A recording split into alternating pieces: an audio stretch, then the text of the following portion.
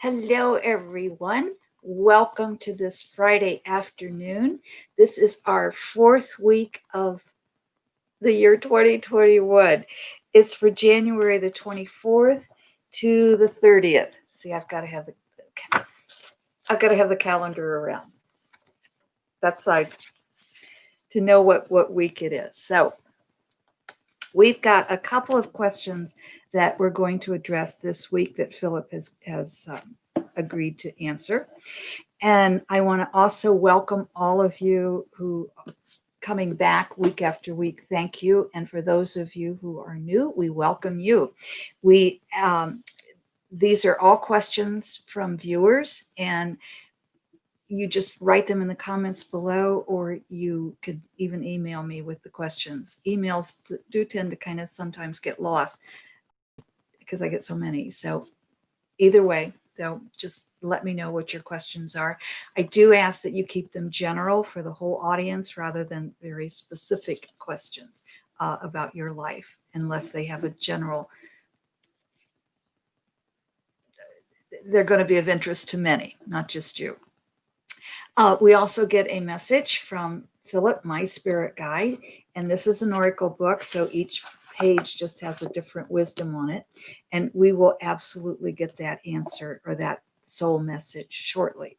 But I want to get right to our questions because, again, I thought we'd have room for two questions, and the second one, the answer is a little bit longer than I was expecting, so let's get going. The first question is, will we see free energy technology replacing our dependence on oil soon? Well, the first thing that came to mind when I asked that question was no. And Philip goes a little bit deeper than that, so I'll read you what he wrote. Philip answers, soon is a relative term, but the answer the questioner is seeking is that there will be a gradual movement in that direction. Stops and starts will continue, and those energies that are developed may not be wise. I want to explain that. Those energies that are developed may not be wise. Well, hello, Mike. That's your question. Okay, well, we're looking at that one. Good for you, and thank you for the question. And Annika, happy Friday, Diana, and everyone else. Yes, happy Friday to everyone. And this is a week that I, along with many of you, are breathing a sigh of relief here in the US and certainly in the world. But back to our question. Just to quickly repeat what Philip has said, soon is a relative term, but the answer the questioner, Mike, is seeking is that there will be a gradual movement in that direction.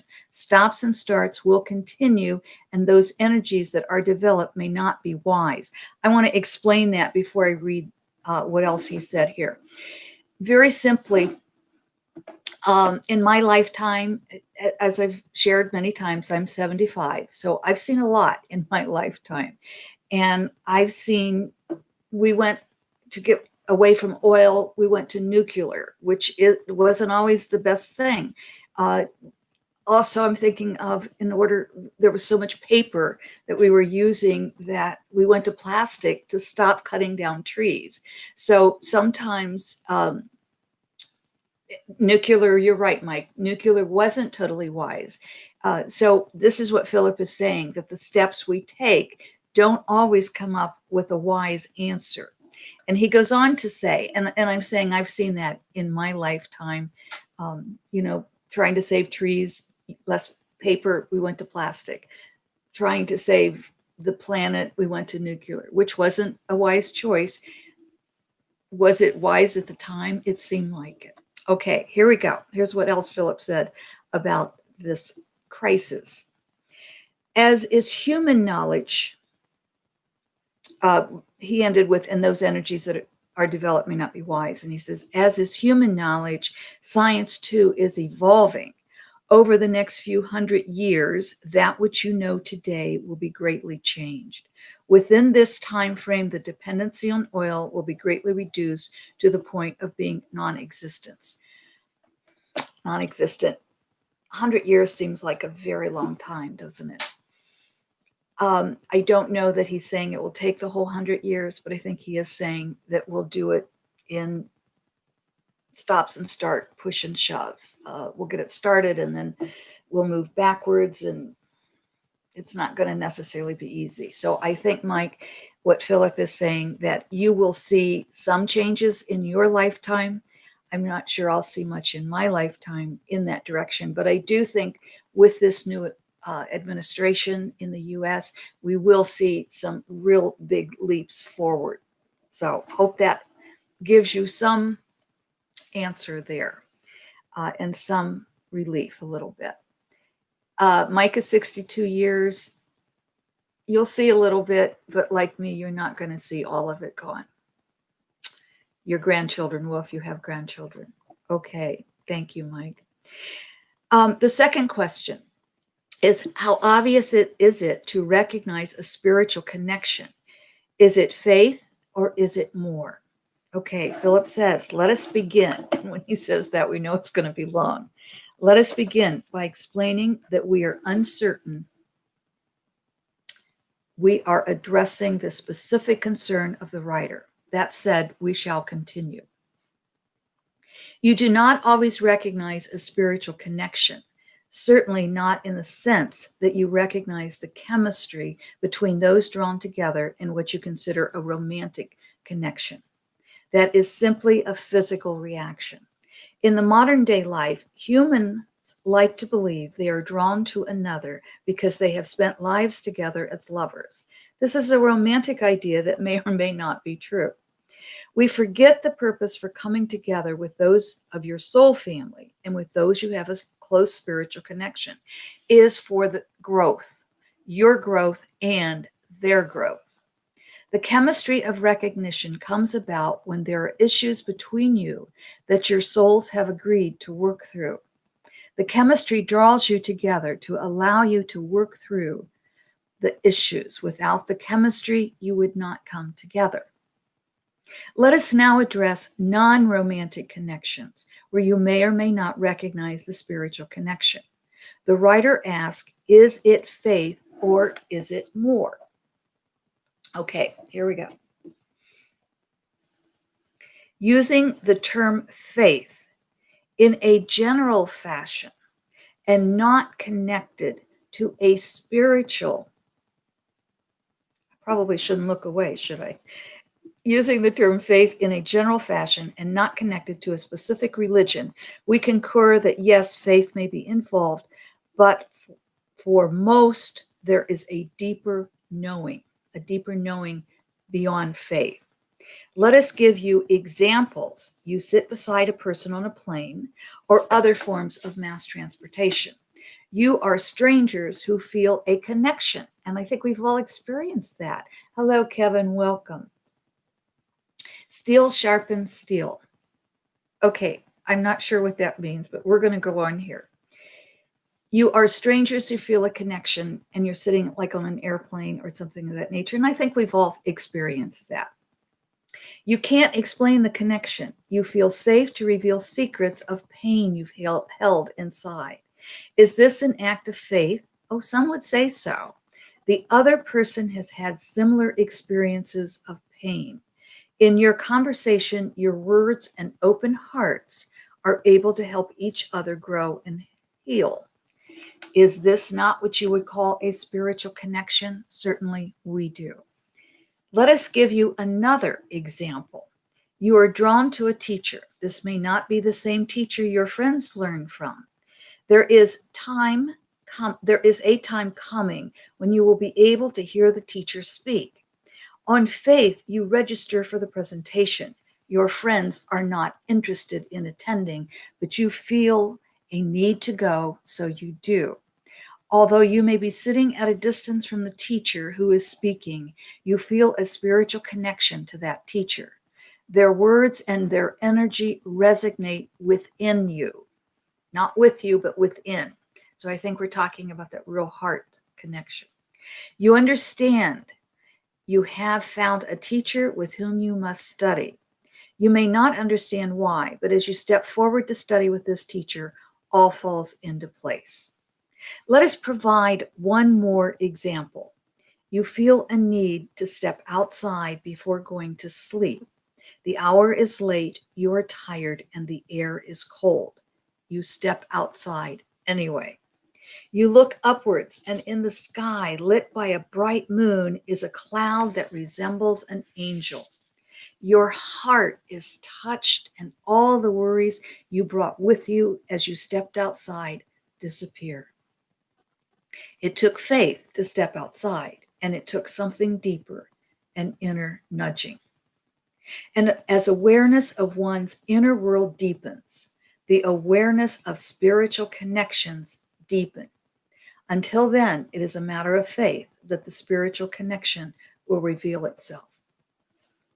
I think that pretty much explains it, and I hope it explains it for the person who had that question. Hello, Kevin and Wendy. I'm glad you made it live this week. And Kevin, Kevin, hello, thank you. And thank you. Kevin just said beautiful for the words. We thank you for that. We are going to get a message, our soul message from Spirit this week. And I want to just explain this for a moment for those of you who are new to our group here. As I said before, just each page is a different message. So what we do is we just flip through. I want you to know also that I use this book every day when I'm sitting down in my mornings after I feed everyone, all the four-legged kids. I go into my meditation room and I meditate, and then I journal. And as part of my journaling, I get a message from Phillip. And other people tell me they use it at nighttime. So yes, it is available on Amazon for those of you who have asked me. So we just flip through. Whoops, that didn't quite work. Let me use my thumb here. Okay, I'm hearing kind of a mix of right and left, but I'm hearing right a little bit stronger. So if you got right, then we're getting the same intuitive message. If you got left, you're not wrong. That's a message for you that you need to pay attention to. So, and I always hear back from many of you that say, you know what, that other side, that meant a lot to me. That was really my message. So here's the message for all of us. Even when you sleep, God is awake. God by any name, Spirit, God, love. Even when we sleep, even when you sleep, God is awake. So we're still, keep in mind that with every thought we have, we are processing and we are sending that out into the universe. Even when we're asleep, we're processing. And so we're sending whatever we fall asleep with out into the universe. We want to always make sure we program our sleep to be calm, to be restful. And we want to tell ourselves, I will sleep with love tonight. And that to me is what God is. So even when you sleep, God is awake. If you got left side, here's your very personal message. The destination you reach depends on the direction you choose. The destination you reach depends on the direction you choose. I love how these messages always fit our larger message with the questions. For example, even when you sleep, God is awake. Those spiritual connections are still taking place. Those spiritual connections where we're tuning in. And actually, during the sleep time, it is much easier to connect because as the Buddhists call, our monkey mind is not working. It's quieted down. And so we're able to sleep and connect with spirit at a much deeper level. Around between 3:30 and 5:30, but right around 4 in the morning. And we've explained this, how it works on around the world on time. It doesn't matter where you are at around 4 in the morning. If you wake up, pull out your journals and start talking to your spirit guide or spiritual connection. It may ask you to step outside and look up at that angel. Go ahead and do that, because remember, even when you sleep, God is awake. The destination you reach depends on the direction you choose. And Kevin says, I look over at the larger screen here. So if you're wondering why I'm looking over here, Kevin says, this is just the sort of thing I was looking to hear about. Thank you for your time. Well, thank you for joining us, Kevin. Some of you are here every week, and it's hard because like with Wendy and Annika, I see you every week, and I don't know how to tell you what time it is I'm coming on. It's usually Friday afternoon around this time. I'm on Eastern time. And so it's usually around between 2 and 3 in the afternoon, but it is sometimes earlier and sometimes a little bit later, depending upon what's going on in my life too. Um, and Debbie is saying, hi, Diane and everyone, love from Australia. And as we're having this cold weather here, you're probably having some nice warm weather today, but hopefully wherever you are, the sun is shining on you. And my friends, let's celebrate this new age we're moving into, this age of greater love for everyone and greater understanding of each other. Debbie sends the heart, so thank you. I do have other videos out there. Please go and check out whatever you think will help you. And I will see you next Friday for our weekly message. Thank you all. I love you. Thank you for the love you send out to the world. And thank you for the love you give to us. Until next week.